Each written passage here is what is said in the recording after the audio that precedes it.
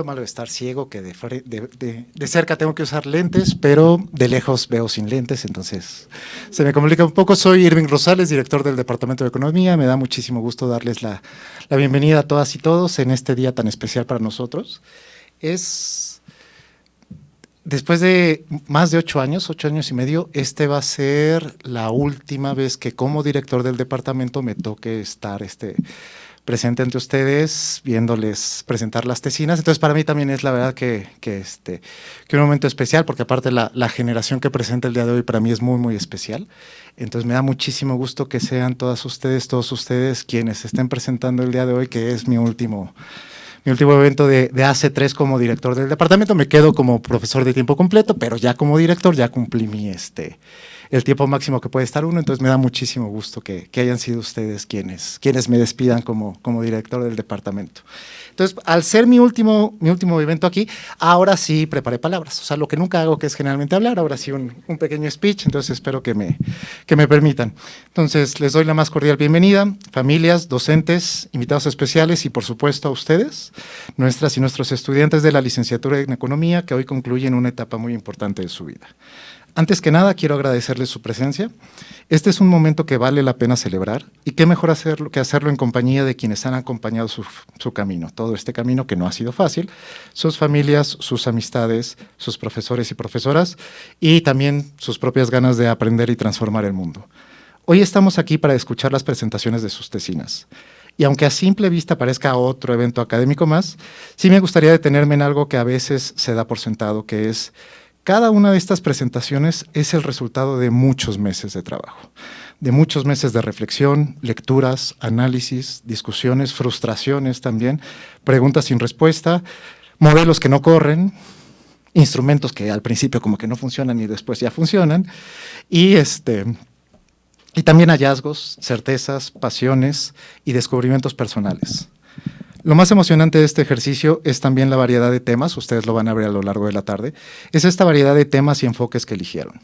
Las tesinas que escucharemos hoy abordan una amplia gama de problemas sociales, económicos, ambientales, desde cómo impacta la política monetaria en la desigualdad, hasta qué decisiones toman las personas sobre su ahorro, pasando en temas como la educación, medio ambiente, salud reproductiva o los efectos del cambio climático en la banca. Cada uno de estos trabajos parte de una pregunta concreta, y a esta pregunta se acercan con distintas herramientas, desde análisis estadístico, econometría, levantamiento de encuestas e incluso métodos más recientes como el aprendizaje automático.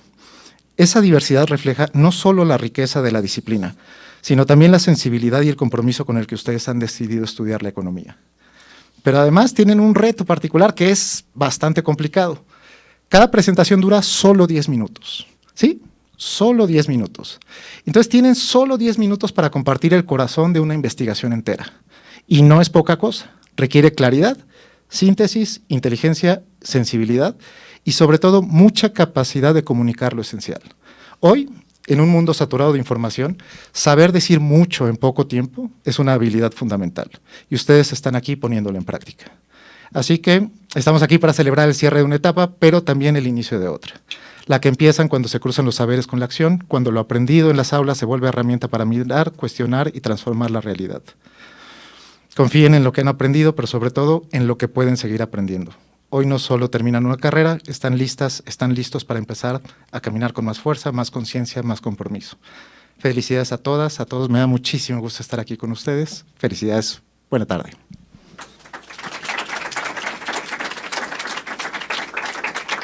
Ahora sí, pasando propiamente ya con las presentaciones, la primera persona que va a presentar es Elba Orcasitas Barrios, cuyo asesor es el doctor David Eres. Elba nos va a platicar sobre el valor del impacto ambiental de la moda, disposición a pagar para prendas de abrigo con servicio de reparación incluido. Muchísimas gracias.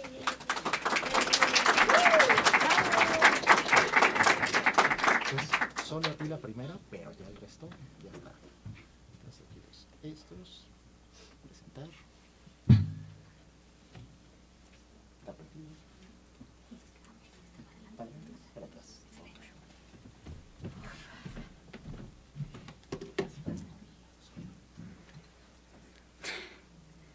Muy bien, buenas tardes, yo soy Elba Orcasitas Barrios, para los que no me conocen, y el día de hoy les voy a presentar el valor del impacto ambiental de la moda. La pregunta que vamos a contestar durante esta presentación va a ser ¿cuál es el valor para los consumidores de los daños ambientales en la producción de ropa? ¿Por qué esto es importante? Se van a preguntar. Pues verán, en México, el sector manufacturero de la moda emplea el 5.2% de la población. Y de ese 5.2%, el 68% son mujeres, las cuales es un grupo vulnerable, ya que se encuentran con salarios muy bajos y muchas veces sin derechos laborales. También es una de las industrias que produce bastante dinero, como pueden ver, en 2023 produjo 115 millones de pesos, pero no solo eso, sino que también es una de las industrias que más contamina. Para que les ponga un poquito en contexto, la industria de la moda en todo el mundo produce lo mismo que la Unión Europea, o sea que es culpable del 10% de las emisiones de dióxido de carbono en el mundo. También es la segunda industria que más agua gasta y que produce más desperdicio. Si no saben, mucha de esta ropa está hecha de ciertos plásticos que terminan siendo microplásticos y terminan afectándonos a la salud, aunque no lo crean. Todos aquí ya tenemos microplásticos, entonces no queremos más. Hay que hacer algo al respecto. Muchos como yo han tenido esta preocupación y entonces Deschamps et al.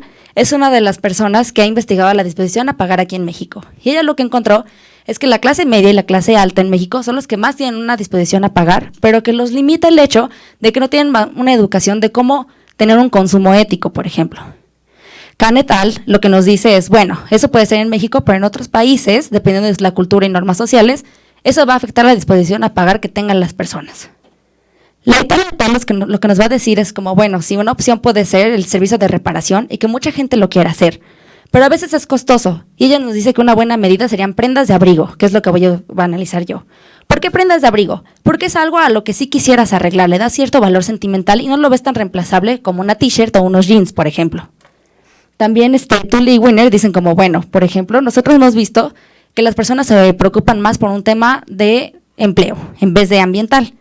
Y por último, yo estoy replicando el paper de Sjörgen, que es de Suecia. Ella encontró que el 35.6, hay una disposición a pagar del 35.6. O sea, ellos están dispuestos a pagar bastante porque haya un servicio de reparación de prendas de abrigo. Vamos a ver en México si es así o no. ¿Qué hice yo? Yo hice algo que se llama Choice Experiment. ¿Cómo funciona? Básicamente lo que haces es encontrar 4 atributos. Yo escogí reducción de contaminación, empleo, tiempo de reparación y costo. Y le puse 3 niveles, uno bajo, uno intermedio y uno alto. Luego, lo que hice es sacar todas las combinaciones. Entonces, lo que hace un choice set es que yo les hago unas encuestas y les presento unas cartas. Pero estas cartas, si yo le hiciera la combinación, tendría que presentarle a cada uno de ustedes 3.240 cartas. Yo creo que aquí nadie tiene ni el tiempo ni la paciencia para contestar tantas cartas. Entonces usas un formato de diseño factorial fraccional y el comando de-efficiency para solo reducirlo a 8 cartas. Estas son las mejores 8 opciones aleatorias de los atributos. Yo lo que voy a usar es un modelo logit condicional. Este modelo lo que hace es que nos da la probabilidad de elección de una alternativa. Entonces, este se basa en el modelo de utilidad aleatoria, en donde la persona va a elegir la alternativa que le genere mayor utilidad. Entonces, escogen una alternativa J dentro de un conjunto que está sujeta a una probabilidad V, que le da una utilidad de acuerdo al atributo. Una vez que en esta ocasión nos arroja un coeficiente, ese coeficiente lo vamos a dividir entre el costo. Y así es como sacamos nuestra disposición a pagar o willingness to pay en inglés. ¿Cómo es la encuesta? Porque no puedo hacer una encuesta así como yo quiera. Tiene que seguir un formato específico. Tengo que darles primero una introducción breve. ¿Por qué esto es importante? ¿Cuánto es la contaminación en el mundo? Etcétera. Luego, preguntas sobre el comportamiento del consumo. ¿Cada cuánto compras ropa? ¿Cuánto gastas? Por ejemplo, que esto es muy importante. Luego, preguntas sobre el uso y el cuidado. Cuando se rompe tu prenda de abrigo, ¿qué haces con ella? ¿La reparas, la tiras, la vendes? ¿Qué haces con esta prenda? Luego va la descripción del ejemplo hipotético. Entonces yo te digo, bueno, fíjate que si tu prenda tiene un servicio de reparación, puede haber una reducción del ambiente porque no la tiras, puedes generar empleo por sastrerías, pero esto implica un aumento en el costo y va a tardar ciertas semanas en que te las regresen. Una vez que ya la gente está en contexto, hacen la elección. Entonces yo les presento, esta es una de las cartas. Tienen alternativa 1, alternativa 2 y situación sin cambio, que va a ser nuestro status quo. Esto nos va a ayudar a ver si hay una disposición a pagar o no. Una vez que eligen, ya vienen preguntas de seguimiento como de, bueno, si estarías dispuesto a repararlo. Y por último, preguntas sociodemográficas como edad, ingreso, dónde vives, pero nada que identifique al individuo porque es anónimo y no queremos problemas con el comité de ética, claramente. Este es uno de los ejemplos. Entonces, en este ejemplo, como pueden ver, las personas eligieron más la alternativa 1. Si lo ven así a ojo de buen cubero, pues podrían ver que les importa más el aspecto ambiental, ya que es un 30% en vez de un 20%, a pesar de que no genere tantos empleos. Así eligieron las personas las 8 alternativas. Luego, un poquito de estadística descriptiva. Lo que yo voy a usar para calcular la disposición a pagar en pesos, porque cuando yo saco el coeficiente, me lo da en porcentaje. Entonces yo lo tengo que multiplicar por el promedio del gasto para verlo en pesos. Por eso el promedio va a ser de 2.597 pesos. Eso es lo que mi base de datos, lo que gasta en la ropa. Luego tenemos la edad, que el mínimo era de 19, la máxima fue 71 y en promedio era 25 años. Y en mi base vemos que la mayoría eran mujeres y el 33.9% eran hombres. Los famosos resultados que no saben cómo batallé por conseguirlos, pero que están muy interesantes. Entonces, como pueden ver, los coeficientes nos dieron estadísticamente significativos. Y lo que nos dice es que si vemos en porcentaje, las personas que, si tú lees por reducción de contaminación, tienes una disposición a pagar del 1.71%, pero por el empleo casi cero. Y si lo comparamos con Shorgen, ella tenía 35.6, nosotros tenemos una disposición a pagar del 0.4988%. Podrían pensar que es bajo, pero si se los pongo en perspectiva y lo multiplicamos por cada nivel de atributo, ya pueden dimensionarlo un poco mejor. Entonces, por ejemplo, para la reducción de contaminación, si elegiste el nivel más bajo, tu disposición a pagar es de 304.2 pesos, pero si elegiste el nivel más alto, tú estás dispuesto a pagar 912.6 pesos. Y lo mismo va para empleo. La razón por la que reparación está en negativo es porque mientras más pasan las semanas, pues tu disposición a pagar va a disminuir. Tú no vas a pagar más porque se tarden más en reparar tu ropa, claramente. Pero no nos quisimos quedar hasta ahí. Entonces sí, dice otro modelo Logit que nos permite ver case variables. Estas case variables son ciertos atributos para cada encuestado. Entonces es lo de edad, es género, es ingreso. Y queríamos ver si esto impactaba la disposición a pagar en México. Y lo que encontramos es que, este modelo lo que ve es tendencias. Y vieron que la alternativa 2, ninguno de los coeficientes era significativo. Entonces, para esta alternativa, no importa tu educación, ni tu género, ni tu edad, de eso no va a afectar tu disposición a pagar. Pero para la alternativa 3, por el otro lado, si tienes una mayor educación, es más probable que elijas esta alternativa, sin importar cuál sea, ya que esto ve el modelo ve tendencias. Y la edad, mientras más grande seas, eres menos probable escoger esta alternativa.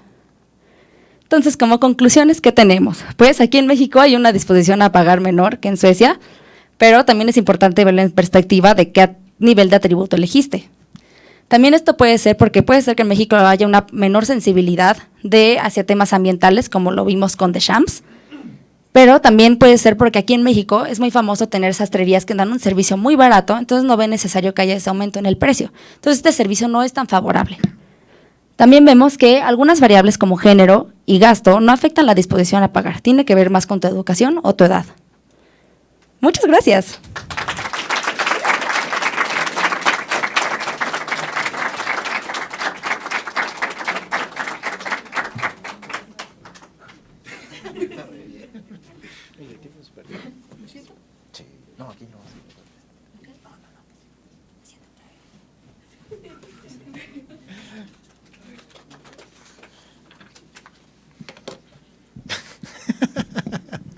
Muchas gracias, Elba. Ahora es el turno de José Eduardo Villarribera, Lalo. El doctor Pablo Kotler, que también nos acompaña, es el asesor de la tesina y se llama ¿Por qué las personas ahorran en efectivo? Eduardo, muchísimas gracias.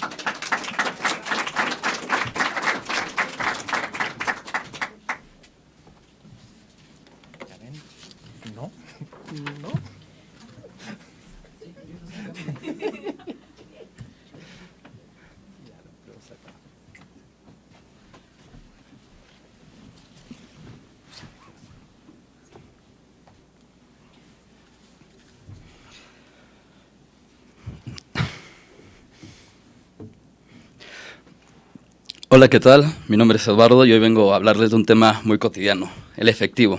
Especialmente, ¿por qué todavía ahorran las personas en efectivo? Cuando les digo la palabra ahorrar, tal vez se les venga a la mente una cuenta de banco, un fondo de inversión o algo por el estilo, pero la realidad no es así. Al menos en México, tan solo el 8% ahorra exclusivamente de esta forma, ya que esta forma no es la única. hay otros métodos, como los informales, que dentro de ellos se encuentra el efectivo, que al menos 7 de cada 10 personas en México ahorran de esta forma. También dentro de estos métodos se encuentran las famosas tandas, que estas son muy comunes en comunidades donde hay mucha confianza. También en el cuadro que les muestro los diferentes métodos de ahorro para los años 2018, 2021 y 2024, con datos de la ENIF, que es la Encuesta Nacional de Inclusión Financiera. Quiero que solo nos centremos en el último año, y como podemos ver, el 8% solo ahorra por medios informales, pero los métodos informales, que son los más utilizados, es alrededor del 65 al 70%, y, algo triste, el 35% no ahorra en lo absoluto. Ahora, ¿qué se ha dicho sobre este tema? ¿Por qué, además de que vivimos en una era tan digital, con tanta tecnología, la gente sigue prefiriendo utilizar el efectivo? Bueno, se han dicho varias cosas.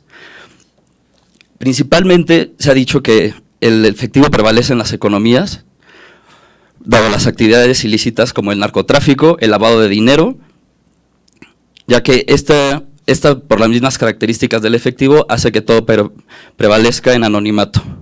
Después, la presencia del efectivo no todo es por razones ilegales, sino que muchas personas carecen de conocimientos financieros básicos, por lo que entonces no conocen los beneficios que les da el tener una cuenta que pueda generar intereses. Después, la falta de confianza también es un factor muy importante.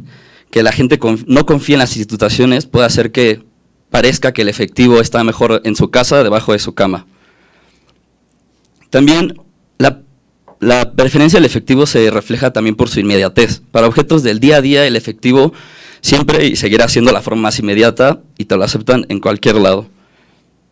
También el uso efectivo y los medios informales no está pelado del todo. Mucha gente que tiene fondos de inversión, cuentas bancarias, utiliza también medios informales y va dependiendo un poco de esto, del contexto de cada persona y las necesidades de la misma. Pero también es importante ver cómo se gasta. Como podemos ver en el siguiente cuadro, dependiendo el monto de la compra, podemos ver de lejos que el efectivo es el más utilizado, no bajando del 73%. ¿Qué nos dice esto? Tiene todo el sentido del mundo si estamos de acuerdo. El efectivo no depende del internet, no hay que esperar autorizaciones, funciona en cualquier lugar, con cualquier persona. Creo que al menos todos aquí hemos tenido que llamar al banco para que autorice algún movimiento y sabemos que es un proceso frustrante y tardado. Entonces, ¿qué fue lo que hice? Yo utilicé un modelo Probit con variables instrumentales.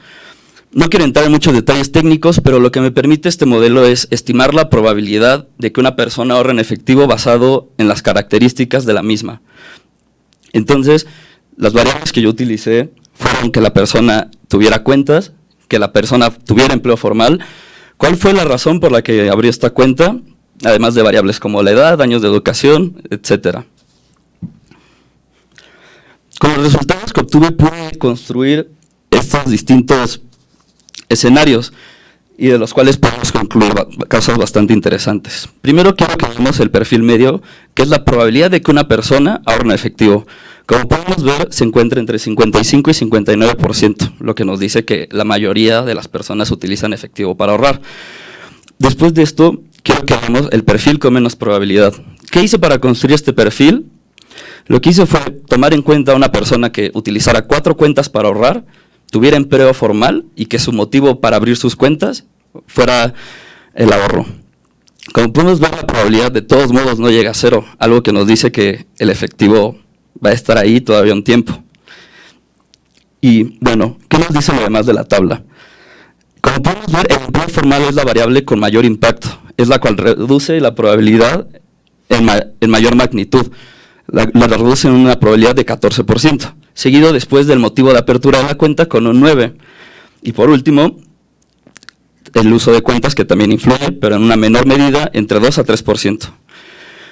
Tal vez algunos de ustedes sabrán que hace poco se llevó a cabo la Reunión Nacional de Banqueros. Y en esta reunión, ¿qué se dijo y qué se discutió? Los banqueros decían, sí, claro, tenemos que combatir el uso de efectivo. Y que decían, que la gente tiene que abrir más cuentas. Y sí, está en lo correcto, tener más cuentas va a reducir el uso de efectivo.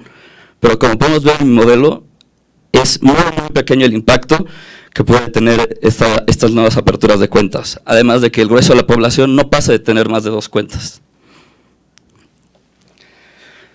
sí mis conclusiones. Aunque pareciera que el efectivo es cosa del pasado, sigue siendo el principal medio de ahorro para muchas personas en México. Esto no se debe solamente a la falta de acceso a bancos,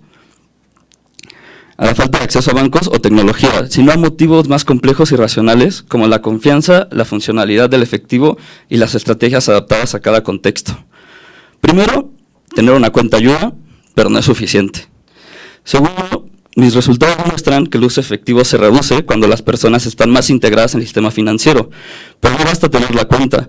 Lo que realmente marca la diferencia es tener un empleo formal, ya que este es el más determinante, porque la formalidad laboral no solo da acceso a productos financieros, sino que también promueve hábitos distintos del manejo del dinero.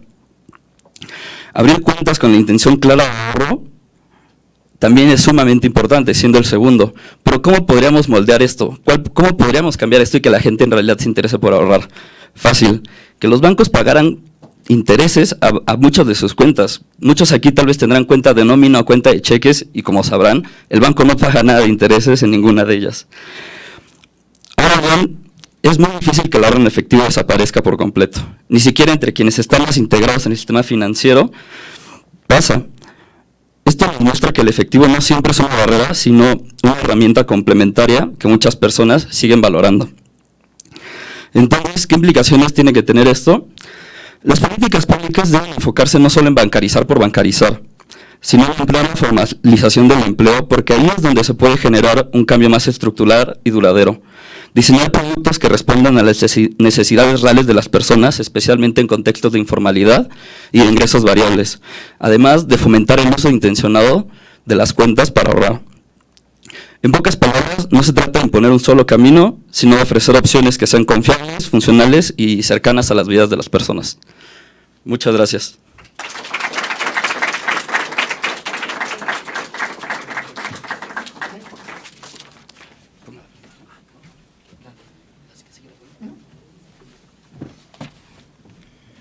Claro, muchísimas gracias. Como vimos, los primeros dos trabajos fueron acerca de, obviamente, herramientas de análisis económico aplicadas a, digamos, problemas que tienen que ver con las decisiones de las personas, y las implicaciones de política pública, obviamente, tienen que ver con cómo incidir sobre las decisiones individuales de problemáticas que habíamos supuesto antes que eran bastante triviales y que no lo son.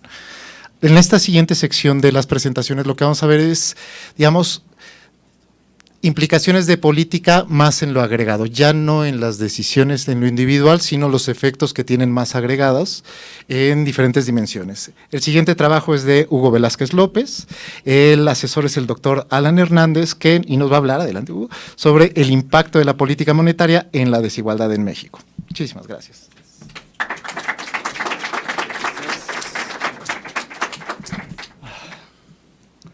Pues hola, mi nombre es Hugo Velázquez y, como dijo Irving, yo les voy a platicar sobre el impacto de la política monetaria en la desigualdad en México, específicamente de los años de 2008 a 2022.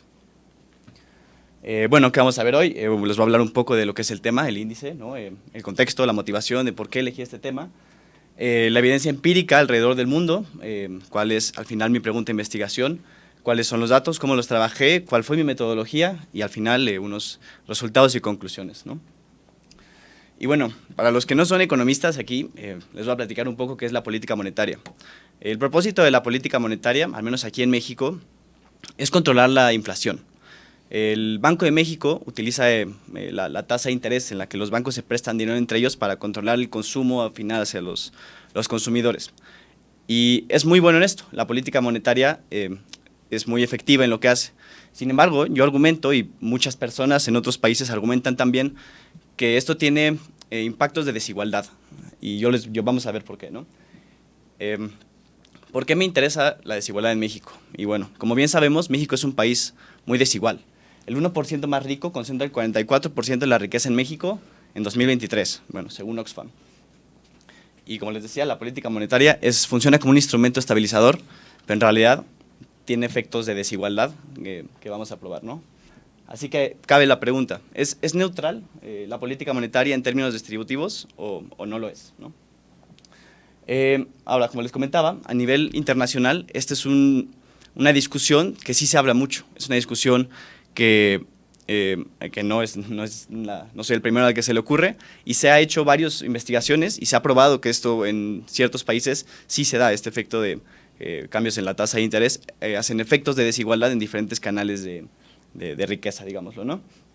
Pero la realidad es que en México hace falta evidencia sobre los efectos distributivos de esta política, ¿no? Así que veamos qué ocurre con la desigualdad cuando el Banco de México sube o baja una tasa de interés, ¿no? ¿A quién favorece? ¿A quién afecta? Aquí les puse un pequeño mapa de donde encontré que se hicieron los estudios más relevantes hacia mi tema, ¿no? Podemos ver que se han hecho estudios en Estados Unidos, en casi toda la zona europea, en Suecia, en Inglaterra, incluso en América Latina, como es Brasil o Argentina, y en economías emergentes, como China o la India. En México hay muy pocos papers, y de hecho ese paper de ahí, el azul, es un paper que explica mi razón de haber usado el índice de desigualdad que usé.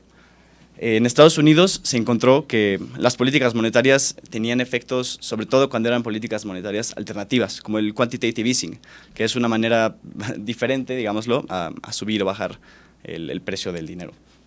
Pero en Europa sí se encontró que la política monetaria simple sí tiene efectos de desigualdad, a lo largo de su población, sobre todo en las personas más ricas y en las personas más pobres. Así que vamos a ver cómo se dan estos. Bueno, según la literatura y lo que encontré, hay dos diferentes focos por los que este mecanismo se da. Es por el ingreso por actividad y el ingreso por capital. Es decir, una persona se enriquece recibiendo salario o por los rendimientos de sus activos. Estos son los dos diferentes mecanismos por los que la desigualdad puede o puede no estar. Así que bueno, ¿cuál es el objetivo de mi paper, ¿no? Es estimar el efecto de la tasa de interés a nivel estatal, identificar estos mecanismos de transmisión y proponer implicaciones para la política económica, ¿no? Ok, bueno, les quiero platicar cómo trabajé mis datos.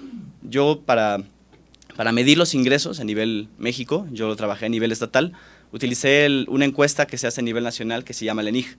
Esta encuesta sale a entrevistar a muchas personas y les pregunta cuánto ganaron, cómo es que ganaron ese dinero, y así podemos hacer un estimado de cómo es que estos variables se representan a nivel nacional o, como es mi interés, a nivel estatal. Y como indicador utilicé el índice de Thiel, que es un índice que usa la entropía. Va a sonar tal vez para los que no conocen el término un poco raro, pero la entropía lo que mide es la sorpresa de que hay algún evento al azar, ¿no? Es decir, si fuéramos perfectamente iguales todos y todos tuviéramos el mismo ingreso, no habría sorpresa de que un ingreso esté por arriba del promedio. Eso es lo que mide este índice, ¿no? ¿Y por qué elegí este índice, ¿no? Y la realidad es que es muy sensible a los extremos, porque es, bueno, por construcción matemática, y se puede descomponer por fuente de ingreso, que es justo lo que queremos. Queremos saber cómo es que afecta el lado de capital y el lado de actividad. Y hay otros indicadores, como es el Gini, que como lo hacemos en mi trabajo, que es a nivel desagregado, es decir, a nivel estatal, yo creo que nos da mucho más jugo para ver, ¿no? Para la política monetaria, no me fui solo con la tasa de interés. Como a mí me interesaba saber la desigualdad a nivel estatal, lo que hice fue utilicé un documento de la CFP. Este documento lo que hace es que utilizan la deuda subnacional para saber cuánto es que el gobierno paga efectivamente de manera anual en tasas de interés. Y yo utilicé esa tasa, que en realidad es muy parecida a la TIE. Utilicé esta tasa para llevar la referencia de diferentes estados y por eso saber específicamente cómo es que se dan esos efectos, ¿no? El método que utilicé fue un modelo de datos panel con efectos fijos, los efectos fijos siendo los estados, ¿no? Entonces vamos a ver cuál fue mi metodología. Esta fue mi ecuación, ¿no? Como les digo, tenemos como variable de interés la desigualdad, es decir, este índice de Thiel que nos dice qué tan desigual es un estado. Lo hice por dos, ¿no? Uno por capital y otro por actividad. Y nuestra variable de interés, que es la tasa de interés, o en realidad el cambio en la tasa de interés. Nos importa saber cómo es que afecta la desigualdad cuando hay un cambio en la tasa de interés. Así que por eso sacamos la diferencia y otras variables de control, como son las remesas o las transferencias, que son las transferencias que hace el gobierno hacia la gente, y el ingreso per cápita, ¿no? Para controlar el peso estatal. Ok, y bueno, ¿y cuáles fueron mis resultados? Aquí les puse un par de gráficas un poco visuales porque explicarlo en numeritos, en mi opinión, es un poco complicado. Digamos, hay un eje cero de este de acá, ¿no? Y las barritas lo que indican es magnitud, es decir, mientras más grande es la barra, se descubrió que hay más magnitud de esta variable en nuestra variable de interés. Como vemos, ingreso per cápita. Otra cosa importante es que el asterisco después del número es qué tan significativo fue, es decir, qué tan confiable podemos decir que se dio este efecto, ¿no? Y como vemos, nuestras variables de control salieron o débilmente correlacionadas o simplemente no. Pero nuestra variable de interés, que es el cambio de la tasa de interés, mostró que, al menos en el ingreso por actividad, a diferencia de otros países, no se ve un efecto en la desigualdad, que en mi opinión, después de leer la literatura, a mí me sorprendió. Pero donde sí se vio un efecto súper importante fue en el ingreso por capital. Es decir, la gente que recibe ingresos por inmuebles o por tener activos financieros, cada cambio en la tasa de interés sí significaba un aumento de desigualdad de una magnitud de 0.03 en el índice de Thiel. Un poco difícil de visualizar qué importa cuál es el efecto de este cambio, pero para ponerlo en contexto, el promedio nacional de Thiel per cápita en México en 2022 fue 3.8. Eso significa que la magnitud que nos dio, que es de 0.03, representa el 1% del índice nacional. Es decir, cuando hay un cambio en la tasa de interés, se aumenta un 1% la desigualdad del país. En mi opinión, son datos alarmantes que aunque no es el objetivo del Banco de México ver la desigualdad y sino solo controlar la inflación, tiene impactos súper importantes y yo creo que cabe mucho en la discusión hablar sobre esto. Y bueno, como les decía, la política monetaria no es neutral, ¿no? Afecta de forma diferencial según la fuente de ingreso. Y bueno, ¿quién tiene más activos por capital? Es la gente que tiene más ingresos, ¿no? Los deciles más altos de la población es a los que les termina beneficiando estos cambios de tasa de interés. Es un mecanismo por el que se da esto. En la tasa de interés, cuando aumenta la desigualdad del ingreso por capital, pero no afecta significativamente al ingreso laboral, ¿no? Es necesario coordinar mejor la política monetaria con la política fiscal para mitigar estos efectos recesivos que tiene la política. Y bueno, este estudio contribuye a este vacío que yo considero que hay sobre la evidencia empírica en México sobre la política monetaria y la desigualdad. Muchas gracias.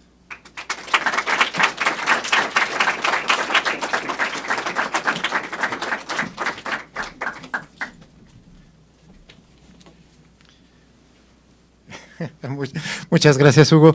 Continuando con estos temas poco tradicionales desde el punto de vista de no economistas, ¿no? Nosotros ya como economistas sabemos que las herramientas de análisis económico se utilizan para preguntas ya no tradicionales o lo que eran tradicionales dentro de lo que era el ámbito económico.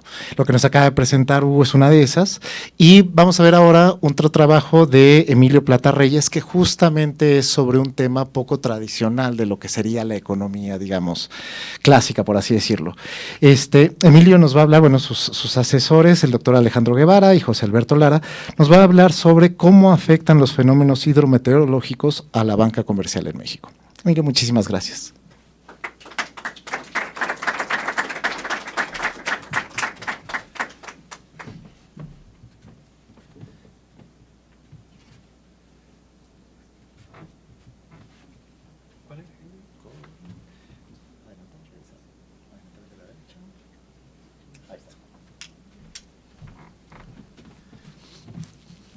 Hola, muy buenas tardes a todos, yo soy Emilio Plata y bueno, yo les voy a hablar sobre cómo afectan los fenómenos hidrometeorológicos a la banca comercial en México.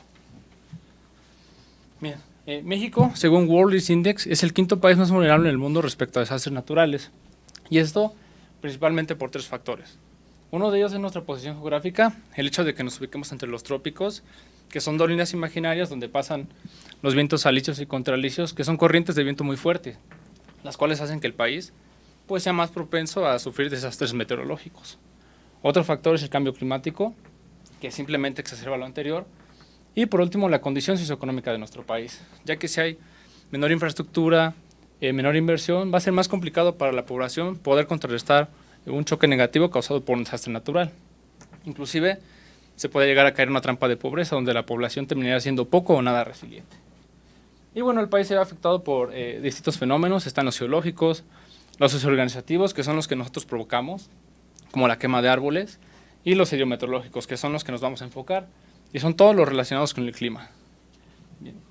Los desastres naturales tienen un impacto negativo en la economía, restringen el crecimiento económico, y es que tienen un poder destructivo tan grande que terminan afectando el capital total. Y esto se ve más marcado en países en vías de desarrollo o en la población que vive en situación de pobreza. Entonces un choque negativo va a hacer que sea muchísimo más prolongado su recuperación, si es que logran recuperarse, ¿no? En comparación de países desarrollados que si bien pueden tener una caída económica, pero terminan recuperándose de mejor manera. Entonces sí, para algunas poblaciones es más complicado ser resiliente y requieren de medios de financiamiento. Y bueno, aquí entra la importancia de la banca comercial y el sector público. Como tal, yo no me voy a enfocar en el sector público, pero considero que tiene su respectivo peso específico. Y bueno, es que el gobierno, a través de diversas políticas públicas o programas, puede brindar apoyo a zonas afectadas por desastres naturales, como en su momento lo hacía con el Fonden, un fondo que ya no existe hace años. Y aquí entra la banca comercial, que es una excelente herramienta de financiamiento que sirve para la recuperación y rehabilitación tanto de personas como de empresas.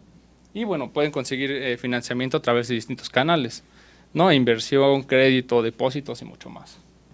Y bueno, es este rol tan importante que tiene la banca ante un desastre natural y tomando en cuenta la ausencia que tiene el gobierno, que considero que es importante responder esta pregunta y ver cómo afectan estos fenómenos a la banca comercial.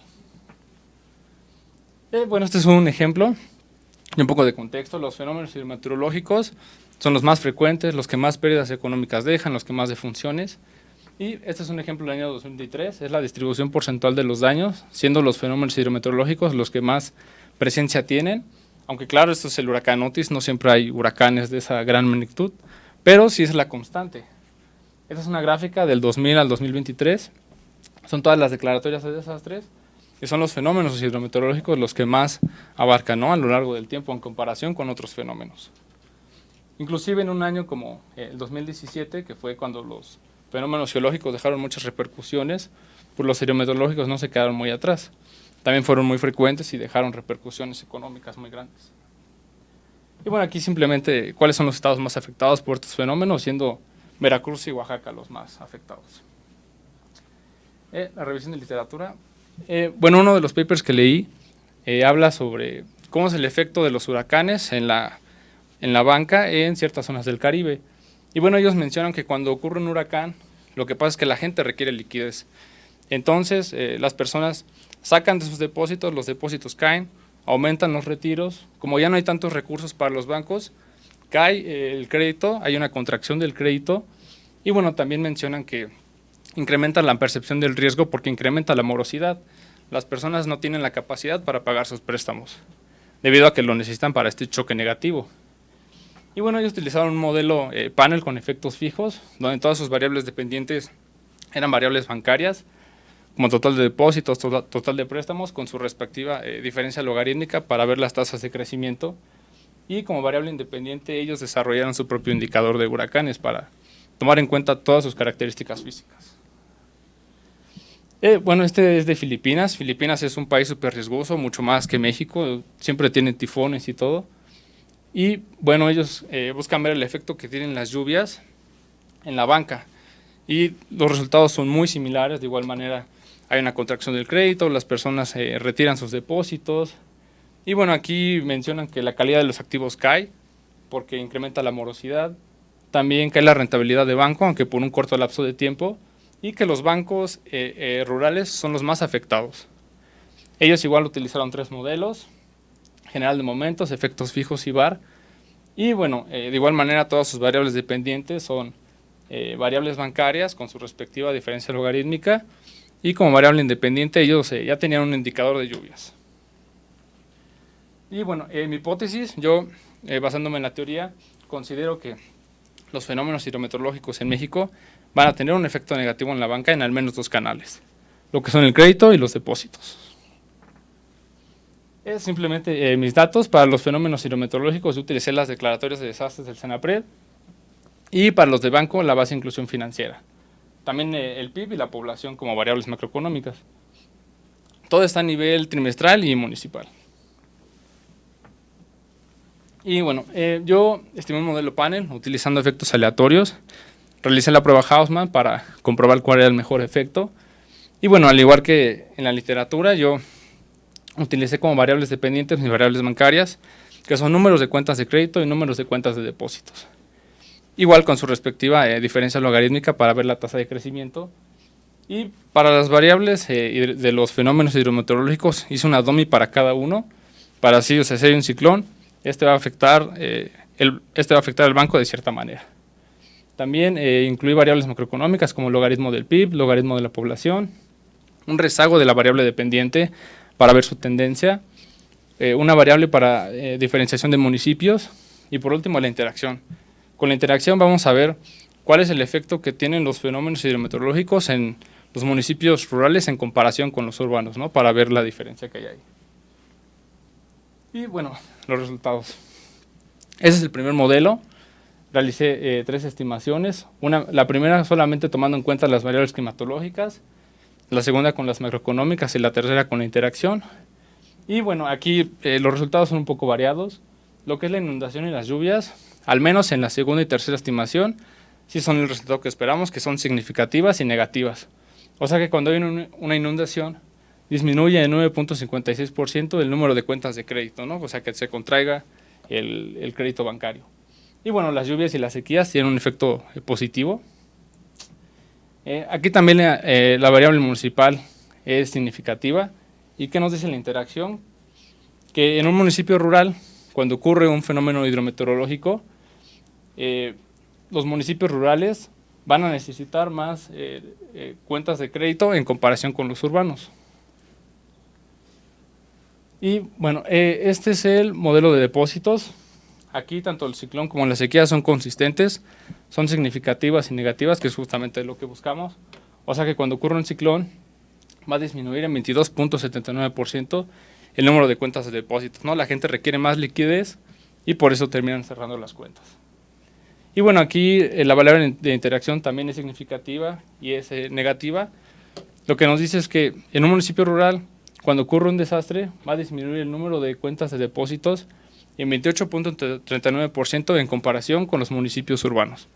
O sea que los municipios rurales, pues, cuando ocurre un desastre requieren más de ese dinero, ¿no? En comparación con los municipios urbanos. Y bueno, como conclusiones, considero que a pesar de que mis variables dependientes difieren un poco de la teoría, algunos resultados fueron consistentes, lo que son las inundaciones, las sequías y los ciclones en al menos 2 o 3 estimaciones. Y bueno, como son negativas y significativas, podemos decir que estos fenómenos hidrometeorológicos se afectan a la banca comercial de manera negativa. Y bueno, con la variable rural podemos ver también que los municipios rurales requieren más liquidez, o sea que son mucho más vulnerables que los municipios urbanos. Y ya, listo.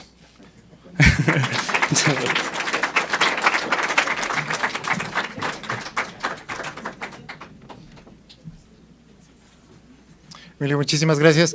Estamos llegando a, bueno, más bien, hemos llegado a la mitad de las presentaciones, entonces me han pedido dar 2 avisos. Uno tiene que ver con que hicimos, además de las presentaciones, en el departamento hicimos un concurso sobre presenta tu tesina en 1 minuto. Entonces, avisar que Alejandro González Paredes, que está en las presentaciones del otro auditorio. Recuerden que tenemos sesiones paralelas para que teníamos diferentes estudiantes. Alejandro González Paredes fue el ganador del concurso Presenta tu tesina en 1 minuto con su tesis Descifrando el sentimiento de mercado mediante Deep Learning, ¿no? Que fue su presentación. Entonces, muchísimas felicidades, Alejandro. No está aquí, está allá arriba, pero de todos modos para felicitarle.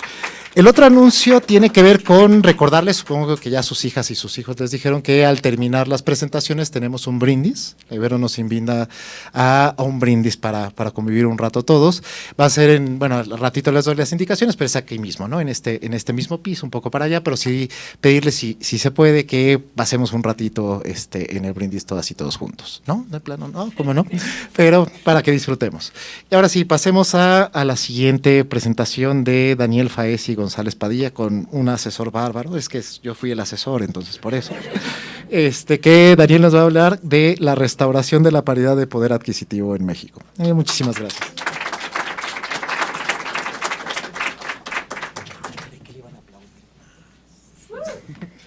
No a Daniel, sino a Alejandro de que ganó.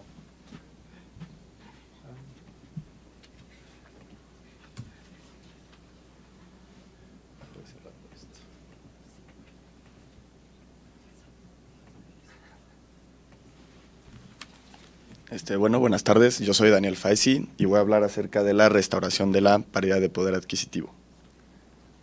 Mi motivación era comprender dos variables que me han interesado mucho a lo largo de la carrera, que son la inflación y el tipo de cambio. Entonces era comprender cómo ha cambiado su sentido de la causalidad a lo largo de los años.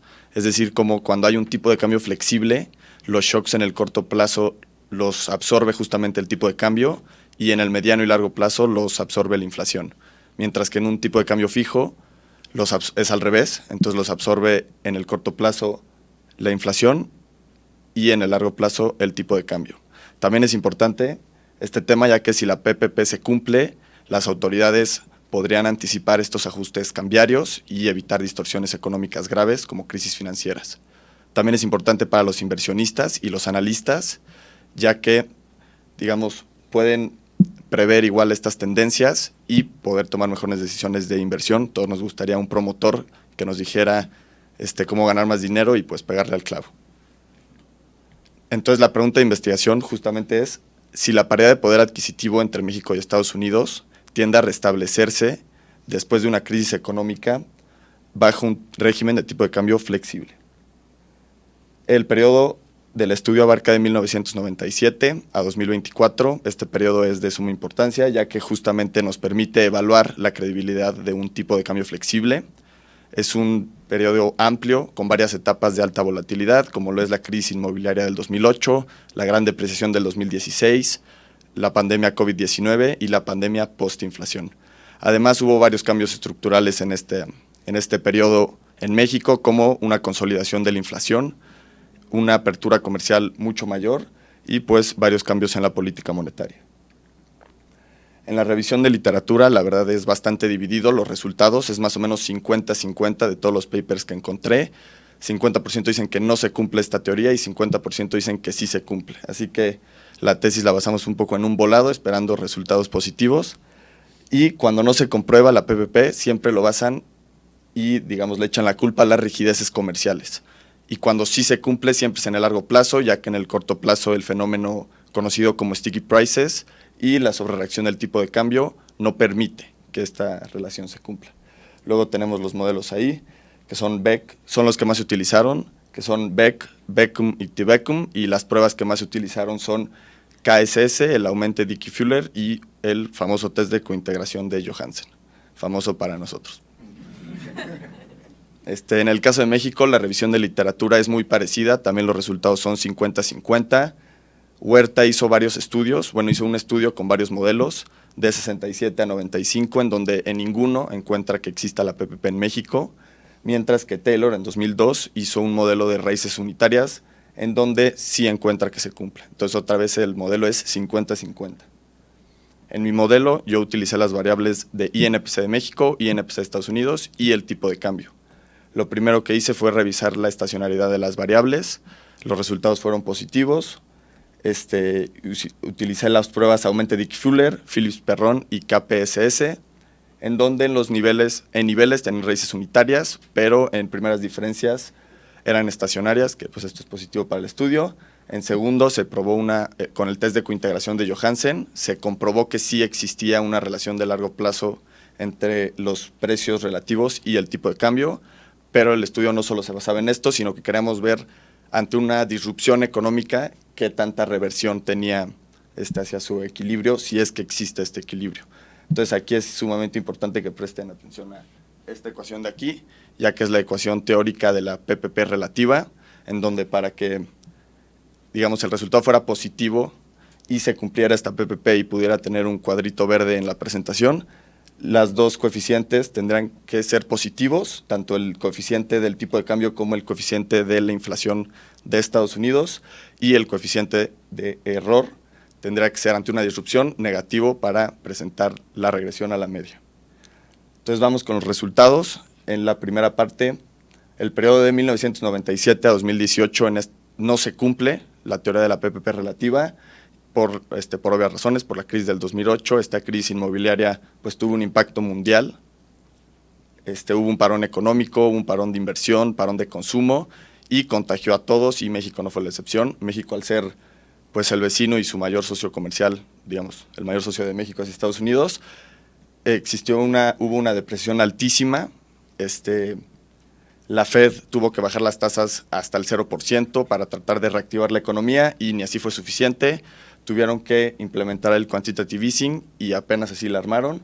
Entonces, por esas razones no se cumplió. Entonces, la pregunta del estudio es justamente si existe esta reversión y cuánto tiempo se tarda en regresar. Y la respuesta es 2 años. Hasta 2010 se cumple la PPP. Tiene un coeficiente de error de menos 0.04% por periodo. Esto significa que cada mes hay una reversión de 0.04%. Es bastante pequeño, pero pues no se puede descartar, ya que la depreciación fue altísima y pues se tarda un rato en regresar. Luego tenemos un periodo de 2010 a 2016, en donde hay bastante estabilidad monetaria y estabilidad cambiaria. La reversión que tiene aquí es de menos 33% cada periodo. Esto significa que pues ante pequeñas desviaciones ajusta rápidamente. Entonces una desviación se tarda alrededor de 3 o 4 meses en regresar a su equilibrio. Fue hasta 2017 donde se vuelve a romper esta relación. Esto se debe a que después de la crisis del 2008, que la Fed tenía las tasas en cero, estuvo aproximadamente 8 años con las tasas en cero y en este año las decidió subir, llegando hasta el 2%. Entonces esto apreció la moneda estadounidense muchísimo frente a todas las monedas y pues el peso no se escapó. Entonces se depreció muchísimo el peso. Si a esto le sumamos que entró Trump a la presidencia con una política pues anti-México y anti-migración y aparte las agencias calificadoras cambiaron el outlook de México, el outlook, no el nivel, no es tan grave, pero igual lo cambiaron de estable a negativo en la calificación en la que estaba, pues hizo que esta relación no se diera. Entonces otra vez la pregunta es ¿cuánto tiempo tarda en regresar a la media si es que regresa? Y la respuesta otra vez es 2 años, con un coeficiente de corrección de error de 9.7% por periodo. Luego pensábamos que en 2020, con el parón de la crisis, el parón de la pandemia, perdón, se iba a romper otra vez la relación, pero con todo el pánico que hubo y cómo se cayó el consumo, pero esto no fue así. De hecho, él nos aventó un coeficiente de corrección de error bastante alto de 28%. Y aquí es importante mencionar que los coeficientes fuera de cuando hubo mucha estabilidad cambiaria van creciendo conforme los años. Esto se debe a que cada vez el mundo está más interconectado, hay menos rigideces comerciales y pues hay menos fricciones entre los países, a menos de que Trump haga algo raro. Pero fuera de eso está bien. Entonces fue hasta 2022 donde se rompe otra vez esta relación. Esto se debe a toda la inflación que hubo después en la pandemia, de que estuvimos 2 años sentados en nuestras casas trabajando sin poder gastar nada.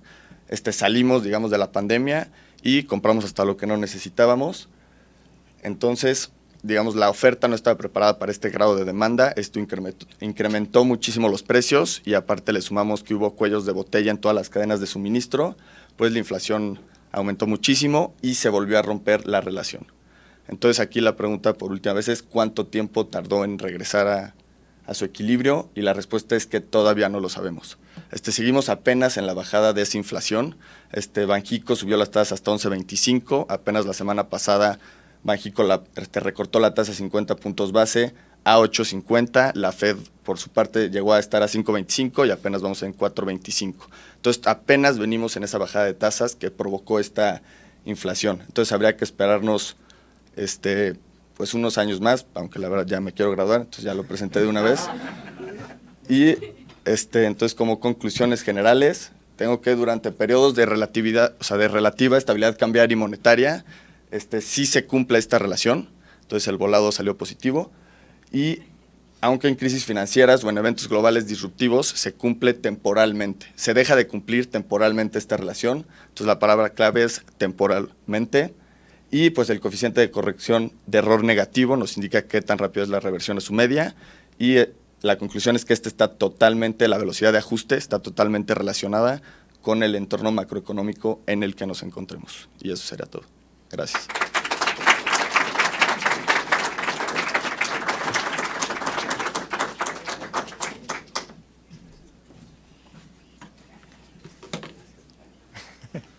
Daniel, muchísimas gracias.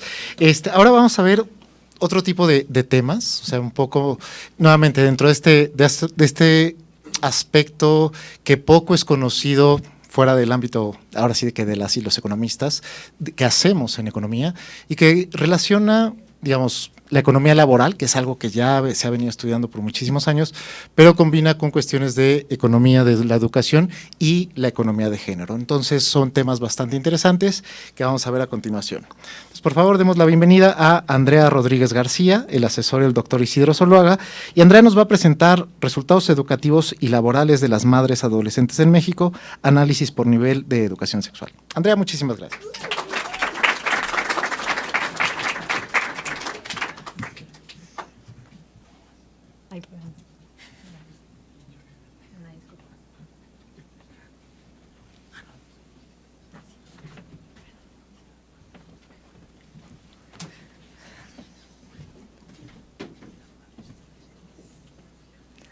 Hola, buenas tardes. Mi nombre es Andrea Rodríguez y yo les voy a presentar cuáles son los resultados educativos y laborales de las madres adolescentes en México y va a ser un análisis de acuerdo al nivel de educación sexual.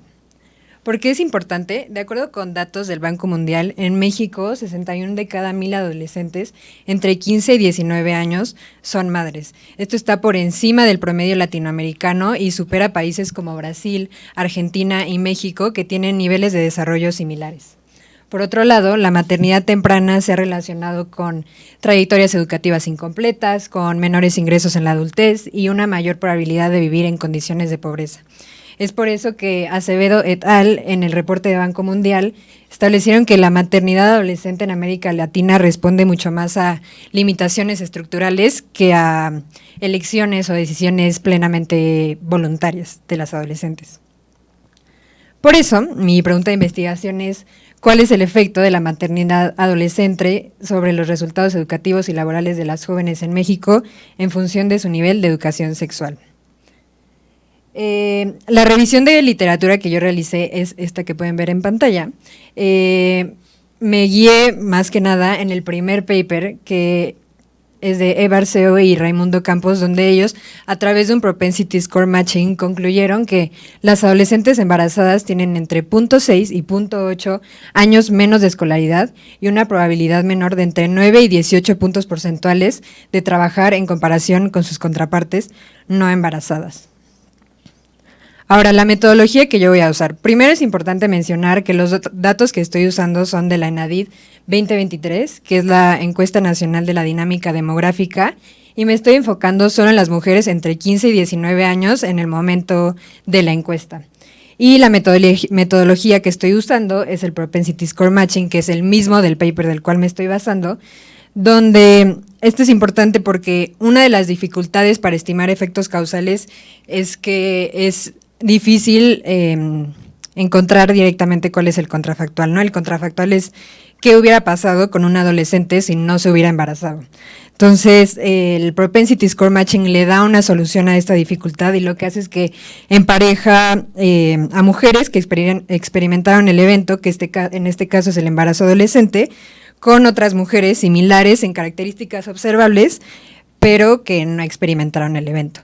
Para poder hacer el Propensity Score Matching se tiene que correr un modelo Probit, porque el modelo Probit lo que te da es la probabilidad, ¿no? Entonces, el Probit nos estima la probabilidad y con eso después calculamos la probabilidad de recibir el tratamiento. También utilicé dos métodos para hacer el matching, más que nada para darle robustez a los resultados. El primero es 3 vecinos más cercanos y el otro es matching exacto, es decir, igualando dos variables literalmente. Las características observables para poder medir el modelo Probit son las que pueden ver, que es la edad, el tamaño del hogar, la región, si el hogar cuenta con agua entubada, si cuenta con electricidad, si el jefe del hogar es mujer, el estrato socioeconómico, si hablan alguna lengua indígena y si cuentan con educación sexual. Y para estimar el puntaje de propensión, D igual a 1 significa que es madre, si fuera igual a 0 significa que no es madre, y XY representa todas las covariables que están en el modelo Probit. ¿Cuáles son las contribuciones que yo le estoy haciendo al paper que estoy replicando? La primera es la inclusión del nivel de educación sexual como variable de análisis, cosa que no se hace en el paper que replico. Consecuentemente, el análisis de heterogeneidad por nivel de educación sexual y la actualización de los datos al 2023.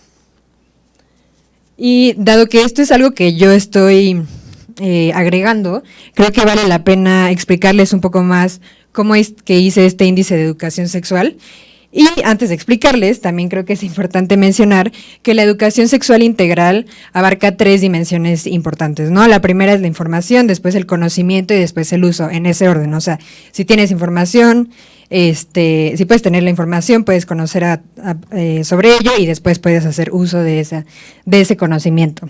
Y lo hice a través de un MCA, que es análisis de correspondencias múltiples, que con lo que se hace es, o sea, lo que hace el MCA es que asigna una puntuación continua a cada adolescente en la primera dimensión del MCA. ¿Por qué la primera dimensión? Porque es la que mejor explica la varianza entre las variables y fue reescalada de 0 a 100 más que nada para facilitar la interpretación. Entonces, niveles bajos del índice implican baja educación sexual y niveles altos implican alta educación sexual. Y aquí les compartí una gráfica porque siento que tiene 3 hallazgos que se me hicieron muy importantes. La primera es que el método anticonceptivo más conocido es el implante subdérmico y mucho más que incluso las pastillas anticonceptivas o cualquier otro método anticonceptivo, y esto se debe más que nada a una estrategia de prevención que ha realizado el gobierno de México. El segundo hallazgo que se me hace interesante es que la principal fuente de información son las redes sociales, lo cual es esperado dado el alto acceso y uso que se tiene en la actualidad de las redes sociales. Y el tercer hallazgo es que el 71% de las adolescentes reportaron haber usado alguna protección en su primera relación sexual. Y esto pues nos indica cierto nivel básico de conciencia preventiva, y relacionándolo con la literatura pues disminuye la probabilidad de embarazo adolescente. Y un poco para conocer cómo es mi base de datos, la estadística descriptiva es que las que no son madres son menores a las que son madres, tienen una escolaridad acumulada mayor que las que son madres, hay un menor porcentaje en la población económicamente activa, se encuentran en un estrato socioeconómico promedio mayor y hay un menor porcentaje que hablan lengua indígena, al igual que viven en zonas rurales. Y esta es otra gráfica que también se me hace muy interesante y por eso se las comparto, y es que cuando nos fijamos en las que no son madres adolescentes, la mayoría se encuentran en niveles medios de educación sexual. Y cuando vemos las que sí son madres, la mayoría se encuentran en niveles bajos de educación sexual. Pero si nos enfocamos solo en los niveles altos, hay más madres adolescentes en niveles altos que no madres. Y esto, de acuerdo a la literatura, es porque la educación sexual la recibieron una vez que se convirtieron en madres. O sea, dado que iban al doctor para atención postnatal o incluso prenatal, ahí fue cuando empezaron a recibir la educación sexual, pero en este caso pues no nos sirve porque lo que nosotros estábamos viendo es la educación sexual preventiva, y aquí pues ya estaban embarazadas. Y uno de los requisitos para el Propensity Score Matching, para que sea válido, es hacer el Common Support. El Common Support es que exista un rango de puntajes de propensión donde tanto el grupo tratado como el de control tengan observaciones y que realmente pueda ser comparable. Como podemos ver en la gráfica de la izquierda, que es el matching con 3 vecinos, hay un traslape considerable entre los grupos, aunque hay algunas pequeñas diferencias como el piquito de arriba. Mientras que en la gráfica de la derecha vemos que las distribuciones se superponen casi por completo, o sea, casi no podemos distinguir una de la otra, y esto indica un Common Support prácticamente perfecto. Y los resultados son que obtuve, son que la maternidad adolescente está asociada con una reducción de 2.05 a 2.12 años en la escolaridad acumulada en comparación con adolescentes que no son madres. Los resultados que se habían obtenido en el otro paper era de 0.6 a 0.8 años. Y en el caso del empleo, ser madre adolescente reduce la probabilidad de estar empleada en 6.9 a 9.9 puntos porcentuales. Y antes habían obtenido de 9 a 18 puntos porcentuales. Entonces, como podemos ver, hay una pérdida de escolaridad del más del doble en comparación con el paper. Y en cuanto a los resultados del empleo, los resultados son ligeramente menores, pero siguen siendo negativos y estadísticamente significativos. Y ahora, si lo desagregamos por el nivel de educación sexual, podemos ver que para la escolaridad, en el caso de educación sexual bajo media, hay una reducción de 2.10 a 2.12 años en la escolaridad acumulada, y para los de alta de 1.08 a 1.49 años, y en el caso del empleo, para los que tienen baja media educación sexual, se reduce la probabilidad de estar empleada de 5.6 a 9.5 puntos porcentuales, y en el caso de educación sexual alta no se observa un efecto significativo. Entonces, esto de lo que nos habla es que hay impactos severos en la educación baja media, mientras que en la alta son relativamente más resilientes a estos impactos, y también lo que nos dice nos habla un poco de este rol protector de la educación sexual que previene los embarazos. Como conclusión, se confirma que el embarazo adolescente limita significativamente las oportunidades educativas y laborales de las jóvenes, y se muestra que el nivel de educación sexual desempeña un papel importante. Contar con mayor información reduce la probabilidad de embarazos tempranos. Gracias.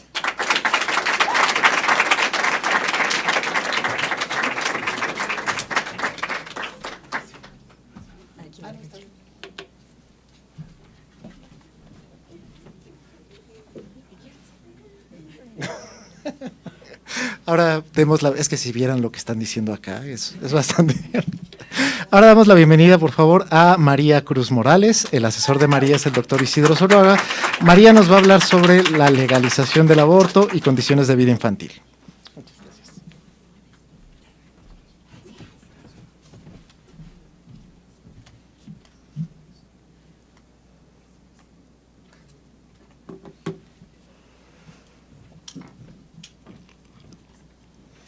Hola, como ya dijo Irving, yo les voy a hablar de la legalización del aborto en Ciudad de México y el respectivo efecto en las condiciones de vida infantil a través de un estudio de selección. Entonces, rápido, un contexto breve. Hace 18 años, en 2007, se legalizó se despenalizó el aborto y se subsidió. Esto significa que en todos los centros públicos de salud el servicio se da de manera gratuita a todas las personas, independientemente de si son residentes de la ciudad o no. Los efectos de esta reforma se han estudiado en México de forma un poco chiquita, breve, no mucho. Nada más, se han enfocado mucho en salud materna, se han encontrado efectos muy importantes, y uno de los efectos más importantes, en mi opinión, que se ha encontrado es la disminución de la tasa de natalidad. Entonces, aquí podemos ver la línea verde Ciudad de México, la otra línea es el promedio nacional.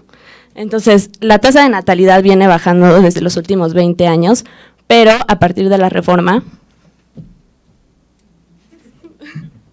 la brecha se hace más grande, es estadísticamente significativa, y esto implica que en Ciudad de México la tasa de natalidad bajó mucho más que en el resto del país.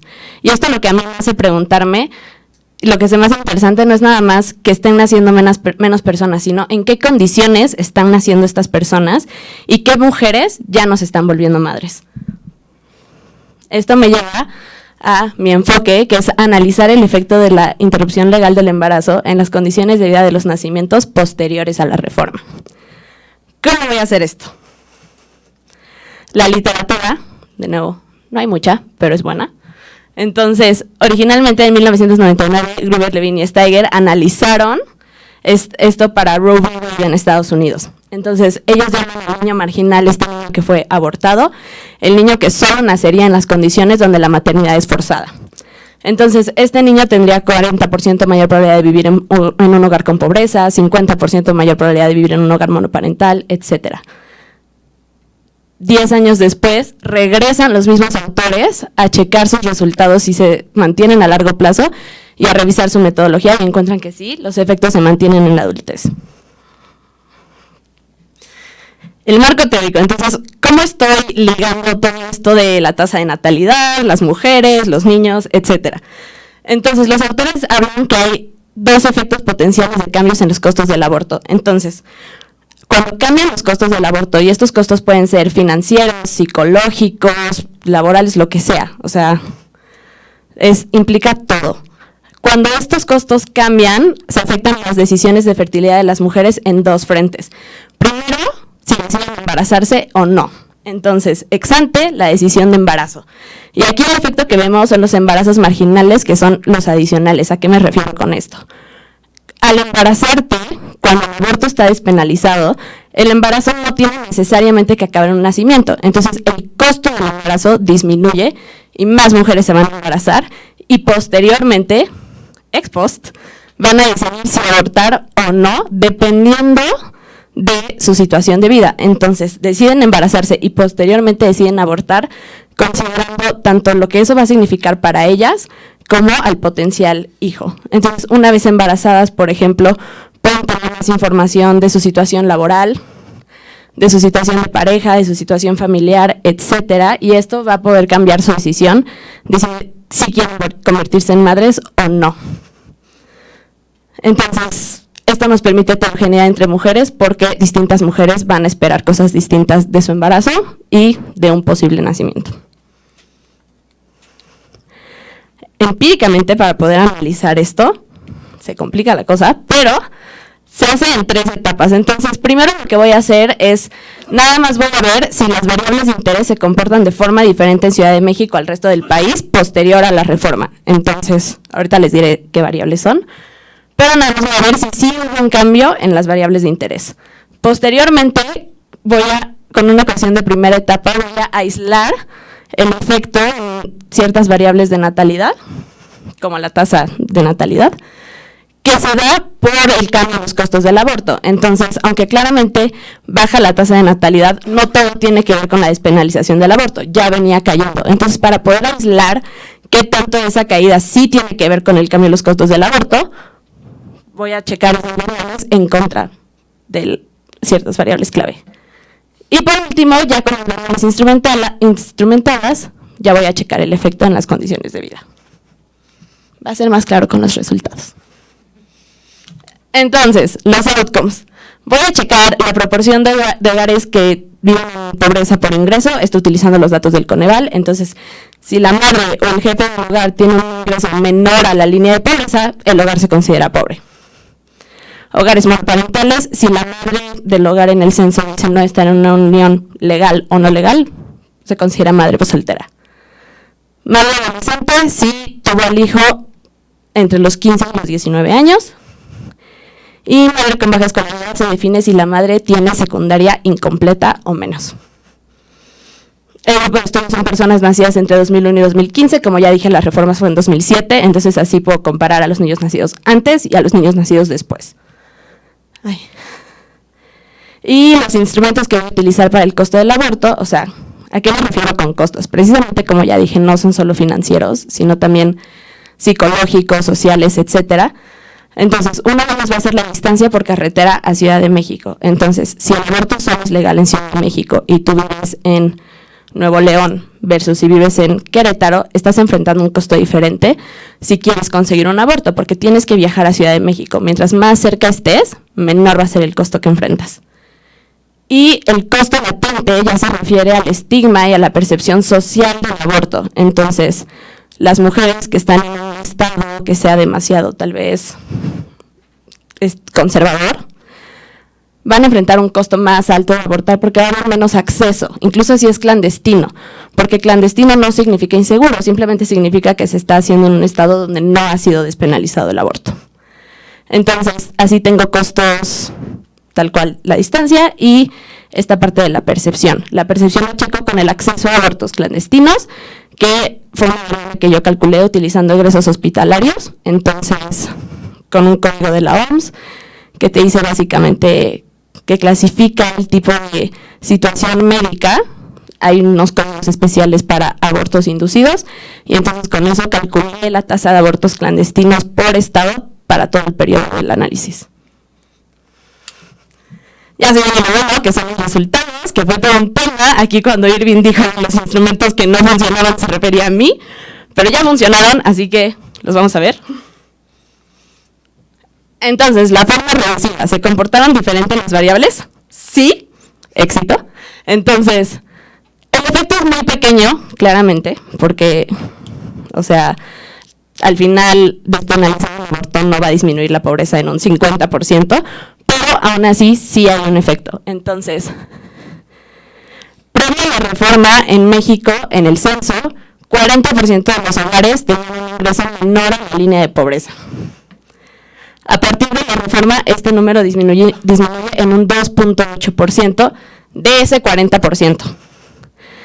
estadísticamente significativo. Lo mismo con hogar monoparental, entonces podemos ver que la pobreza disminuyó aproximadamente un 3%, disminuyeron aproximadamente un 4% los hogares monoparentales, y disminuyeron en un 1.5% los hogares con madres con baja escolaridad.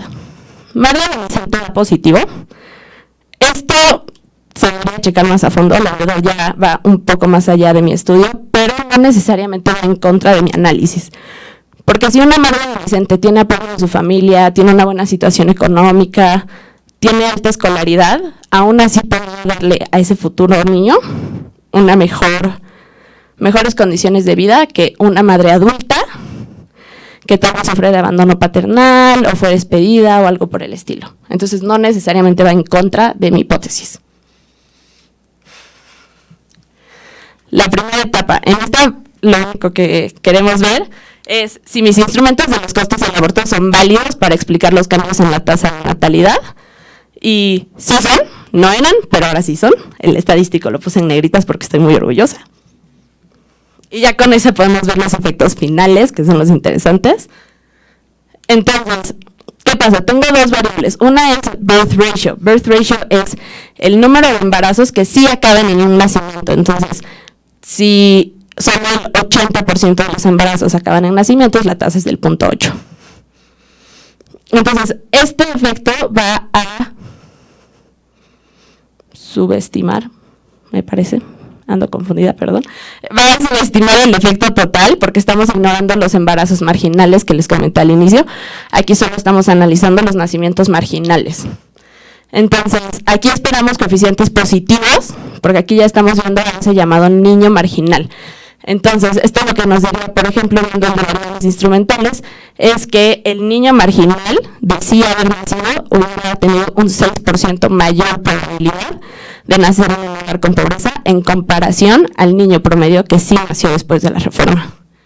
Y lo mismo con las demás variables, ahorita ya lo voy a poner un poco más claro. Y birth rate, que ya es la tasa de natalidad, asume que los embarazos marginales y los nacimientos marginales tienen el mismo efecto. Esto no es necesariamente cierto. Los embarazos marginales tienen un menor costo que los nacimientos marginales, entonces aquí estamos sobreestimando el efecto. Y acá esto nos diría que el niño marginal tendría un 23% mayor probabilidad de nacer en un hogar con pobreza. Con esto podemos construir un rango del efecto real de disminuir los costos del aborto, con el llamado niño marginal. Entonces, podemos ver que este niño tendría entre un 6 y un 23% mayor probabilidad de nacer en un hogar con pobreza, entre un 4 y un 15 de un hogar monoparental y entre un 15 y un 19 en un hogar con una madre con baja escolaridad. Madre adolescente no lo puse porque al final en la última regresión no fue estadísticamente significativo. Entonces, ya para concluir, la evidencia sugiere que la legalización del aborto permitió a las mujeres evitar nacimientos en contextos desfavorables, generando un efecto de selección positivo. Quiero hacer hincapié nada más que estos resultados no se refieren a que más abortos serían beneficiosos para las condiciones de vida de los niños, sino disminuir los costos de abortar para las mujeres, no solo legalmente, sino psicológica, social, espiritualmente. Es bueno porque significa que las mujeres, al tener esa autonomía, son libres de decidir cuál es el momento más adecuado para tener niños y poder darles la mejor condición posible de vida para ellas. Gracias.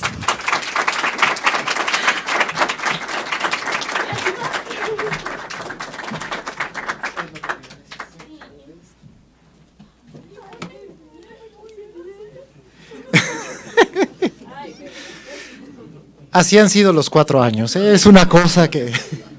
Pero bueno, vámonos con la última presentación. Así hemos venido discutiendo diferentes temas, ¿no? Hemos ido desde la macro a la parte de economía financiera, a la parte de labor, a la parte de economía de género, la parte de economía ambiental.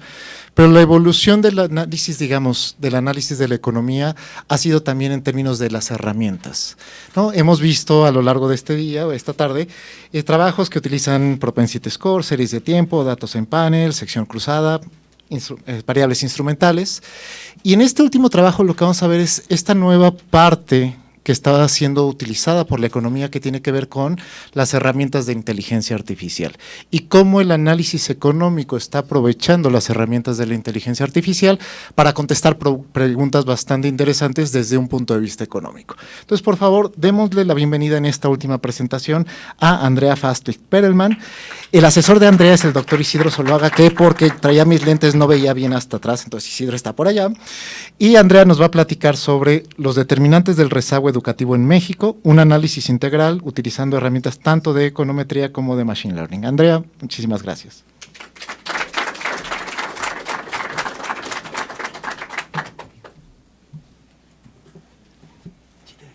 Sí, gracias.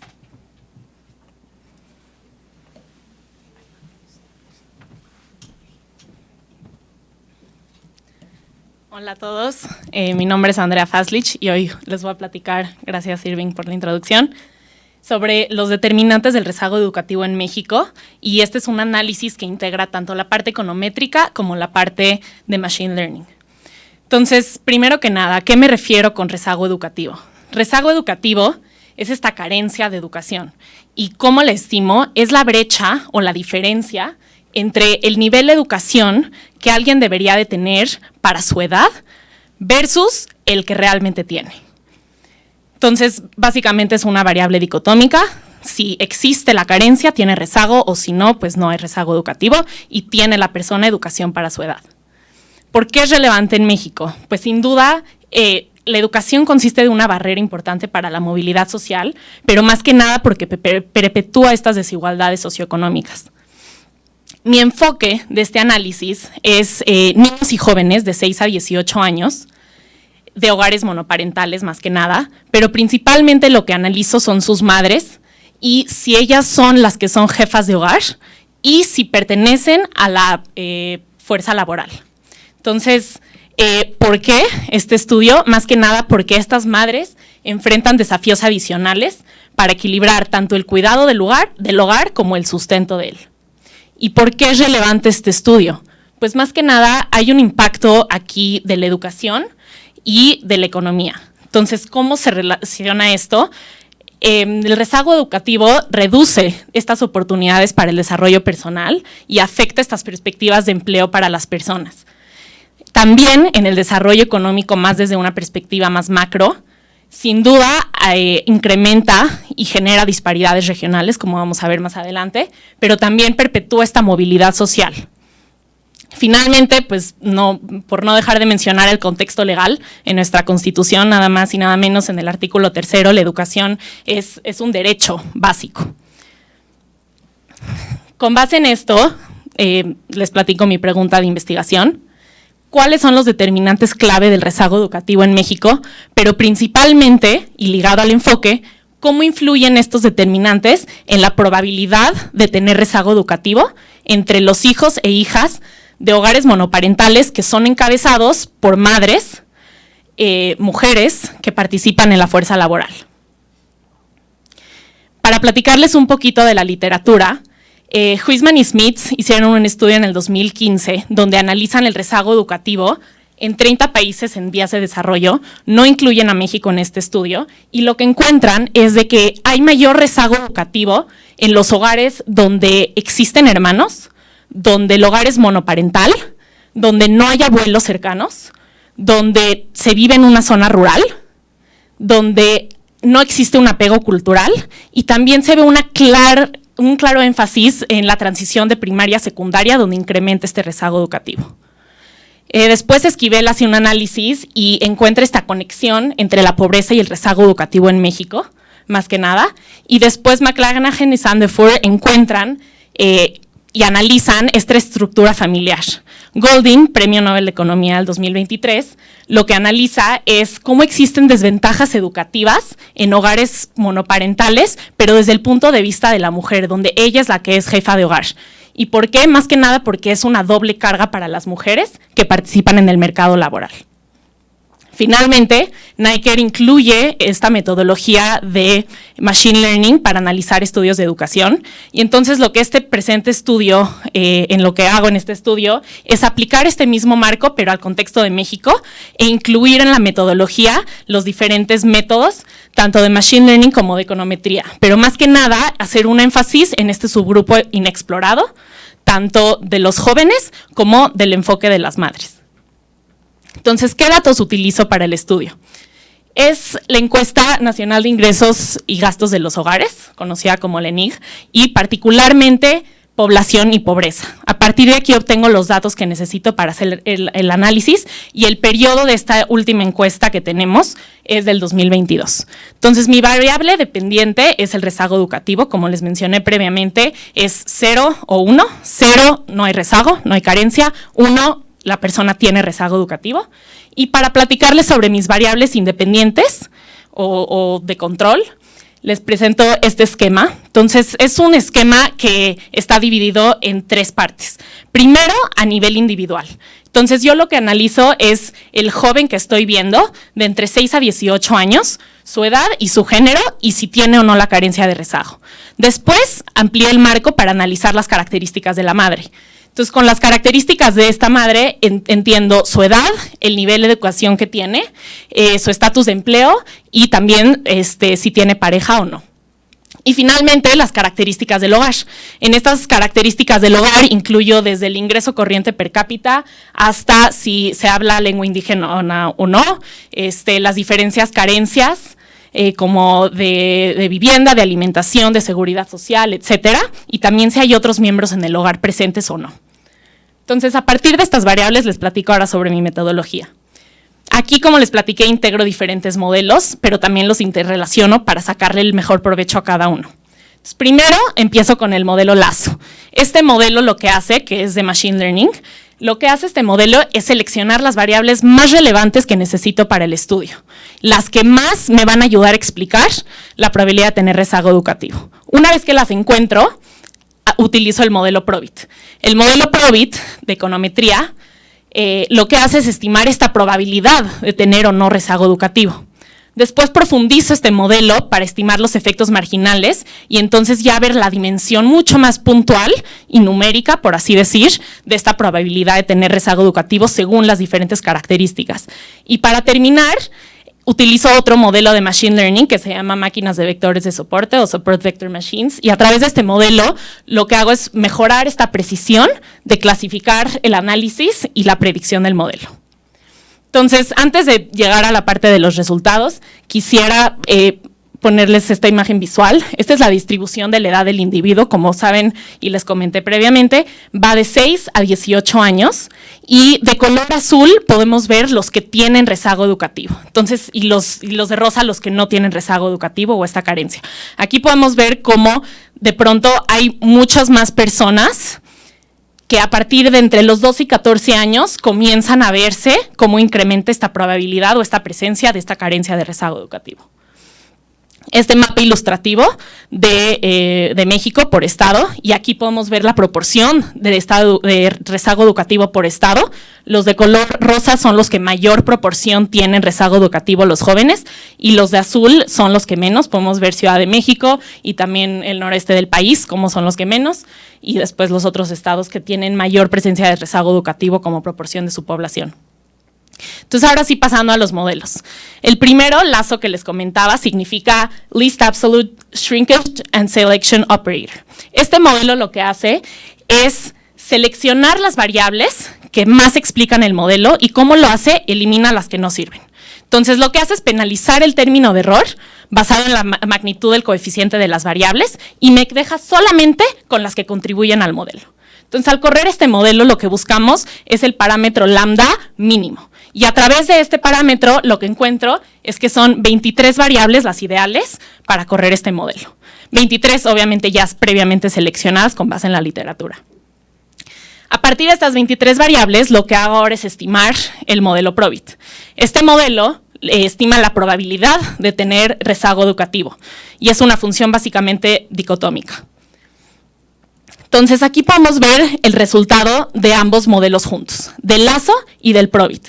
Y básicamente se ven bastante parecidos. Entonces, ¿qué quiere decir esto? Las barritas de color azul, que van hacia el lado negativo, indican que estas son las variables que disminuyen la probabilidad de tener rezago educativo para el individuo, y las de color rosa son las variables que aumentan la probabilidad de tener rezago educativo para el individuo. Entonces podemos ver que variables como el nivel educativo de la madre o que existan otras personas presentes en el hogar disminuye la probabilidad de tener rezago, y otras como las carencias del hogar aumentan la probabilidad de tener rezago. Pasando a los efectos marginales puntuales, vemos alrededor de todas las variables que existe una brecha de género de entre 20 y 40%, donde los hombres tienen más probabilidad de tener rezago educativo que las mujeres para todos los escenarios. Esto, más que nada, pues porque para los hombres existe un mayor costo de oportunidad de estudiar, mientras pueden estar generando ingresos. También encontramos que hay un umbral de la edad importante, donde pasar de 12 a 15 años de edad aumenta en 19 puntos porcentuales la probabilidad de tener rezago educativo. Para las características de la madre, encontramos que la madre tenga como al menos educación media superior respecto a una que no tiene ni siquiera educación básica, disminuye para su hijo o hija la probabilidad de tener rezago educativo en 44 puntos porcentuales. Tener pareja en el hogar lo disminuye en 2 puntos porcentuales, y que tenga empleo lo disminuye entre 2 a 5 puntos porcentuales según distintos escenarios que analicé. Para las características del hogar, resalto las más relevantes. Tener la carencia de vivienda digna aumenta la probabilidad de tener rezago educativo en 12 puntos porcentuales. La de alimenticia y la de seguridad social aumenta en 5 puntos porcentuales. Y luego también quisiera destacar que ser hablante de lengua indígena disminuye la probabilidad de tener rezago educativo. Entonces, nada más antes de llegar a mis conclusiones, quisiera hacer énfasis en el último modelo de predicción, que fue también de cierta manera para robustecer mis resultados previos. Este modelo lo que hace es, al tener una alta dimensionalidad con todas las variables que se utilizaron, este modelo lo que hace es tratar de separar estos datos en categorías con la mejor precisión posible para poderle dar mayor precisión al modelo. Entonces, a través de este modelo, entrenando con el 80% de mi base de datos y luego con el otro 20% haciendo la predicción, encontramos distintas métricas de rendimiento que son interesantes comparar con los modelos previos. Aquí hay una exactitud del más del 90%, y se puede ver más claro con esta gráfica, estas curvas. Aquí lo que queremos tener es que estos puntitos estén lo más orillados a la esquina para tener una mayor tasa de verdaderos positivos y una menor tasa de falsos positivos. Entonces aquí podemos ver cómo la azul y la roja, que son del Lazo y del Probit, los dos iniciales, son los que mejor tienen el modelo. Para concluir, les platico que sin duda aquí podemos observar que hay un impacto intergeneracional. Y aquí yo lo veo de dos lados distintos. Por un lado, la parte de pobreza, donde vivir en pobreza se transmite de generación en generación y resulta en rezago educativo. Esto lo podemos ver a través de los resultados de la carencia de vivienda, alimenticia y de seguridad social, solo para mencionar algunos. Después también vemos el impacto intergeneracional de la educación. Entonces aquí hay una manera de verlo desde el punto de vista donde la madre funge como un role model para los hijos, donde entre mayor nivel educativo tenga, menor es la probabilidad de que su hijo o su hija tenga este rezago educativo. Y finalmente, el impacto cultural. Aquí resalto más que nada el dato de que disminuye la probabilidad de rezago cuando en el hogar se habla una lengua indígena. Y esto la literatura lo explica como un apego cultural que puede fungir como proxy, el ser hablante de lengua indígena, donde entre mayor apego, menor probabilidad de rezago. Entonces, ¿qué implicaciones tienen estos resultados? Primero, la transición escolar. Entonces, aquí tiene que haber un enfoque de permanencia donde este umbral que aumenta la probabilidad de rezago educativo para los individuos, tiene que ser un enfoque, la permanencia entre educación básica y educación media para el individuo. También un enfoque más focalizado para los hombres, que son los que tienen este mayor costo de oportunidad, y se observó la brecha bastante amplia para todas las variables y escenarios. Después, la educación continua del lado de la madre. Aquí pudimos ver cómo si existe un facilitamiento para el acceso de la educación de la madre, podríamos ver una reducción en la probabilidad de rezago educativo del individuo, tanto del lado de flexibilidad laboral como flexibilidad educativa. Y finalmente, la focalización a través de las características que utilizamos en el estudio del hogar. Aquí principalmente la vivienda digna y el acceso a seguridad social como carencias focalizadas. y pues básicamente este análisis podría tener muchas más continuaciones con otros muchos distintos modelos. Este es solamente una probadita de lo profundo que puede ser este tema y lo inexplorado también que puede llegar a ser. Gracias.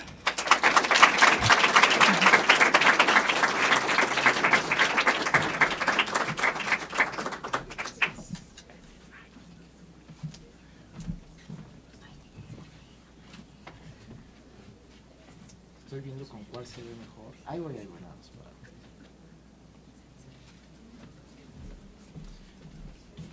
Bueno, muchísimas gracias a todas y a todos quienes presentaron, a todas y todos quienes nos acompañaron. El brindis va a ser en este mismo nivel, digamos, saliendo de la puerta hacia el lado derecho y luego en el pasillo principal a la derecha. No sé si vieron al entrar en la explanada de arriba, donde está la tiendita de la Ibero. Al entrar a la tiendita se llama el CAEU. El CAEU tiene una terraza, va a ser en la terraza del CAEU. Sus hijos saben dónde es, ahí va a ser. Cómo no. Para darles a todas, digamos, el aplauso, me gustaría, por favor, si pudieran todas y todos pasar aquí, para que les podamos aplaudir y que las familias tengan la oportunidad de las fotos, ¿no? Todas y todos juntos. Entonces, por favor, vengan y mientras les aplaudimos, muchísimas gracias a todos por estar con nosotros.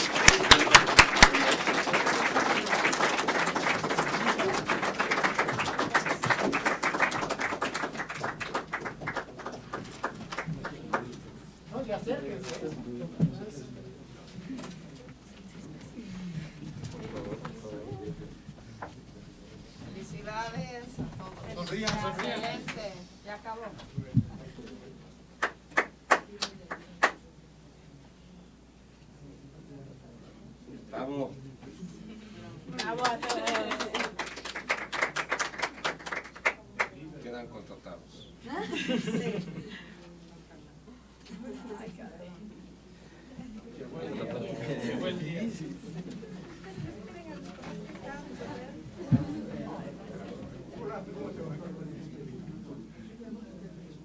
¿No creo llegar el día?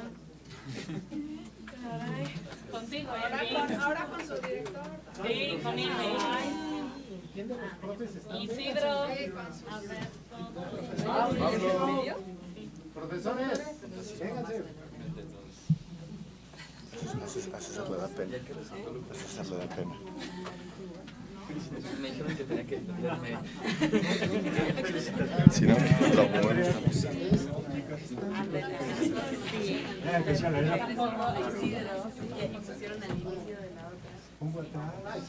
Bueno, por aquí. Sí, lo estoy ¿Mande? Hacemos doble fila. Así como equipo de fútbol. Sí.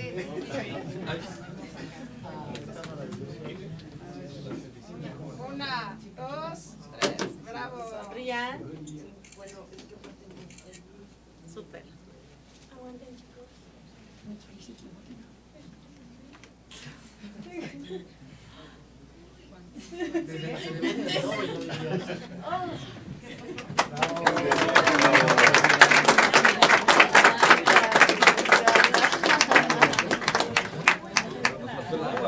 ¿Cómo? Sí, sabes, ese es otro chingón. O sea, sí.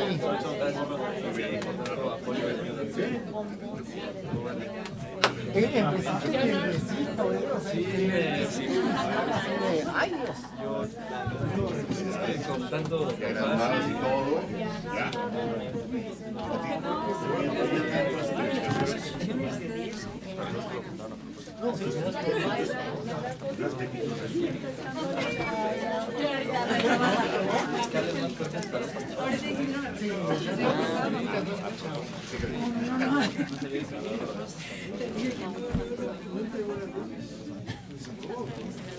se logró ya.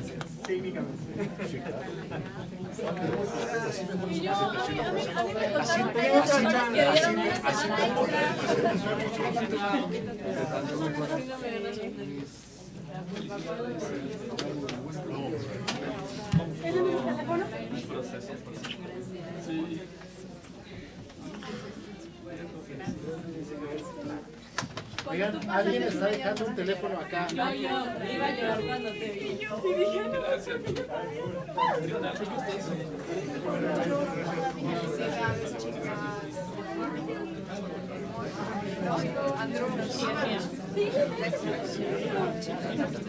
Mira, te presento. Sí, mucho con razón. Ay, gracias, qué linda, ¿eh? Ah, o sea, primero llevamos una clase donde la gente entrega. Ah, muchas gracias.